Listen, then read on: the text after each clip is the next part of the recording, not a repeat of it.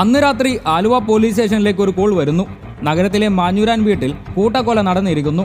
Police സംഭവ സ്ഥലത്തേക്ക് പാഞ്ഞെത്തി. ചോരമണക്കുന്ന അന്തരീക്ഷത്തിലേക്കായിരുന്നു ആ ഉദ്യോഗസ്ഥർ ചെന്നെത്തിയത്. വർഷം 2001 ജനുവരി 6. ആലുവയിലെ പ്രമുഖ വ്യവസായി മാഞ്ഞൂരാൻ അഗസ്റ്റിനും കുടുംബത്തിലെ മറ്റ് 5 അംഗങ്ങളും ക്രൂരമായി കൊല്ലപ്പെട്ട ആ ദിനരാത്രം. കൊല നടന്ന് ദിനം 1 കഴിഞ്ഞാണ് സംസ്ഥാനം സംഭവ വിവരം അറിയുന്നത്. ഒടുവിൽ ഫെബ്രുവരി 18 മുംബൈ വിമാനത്താവളത്തിൽ വെച്ച് കൊലയാളി പിടിയിലാവുന്നു.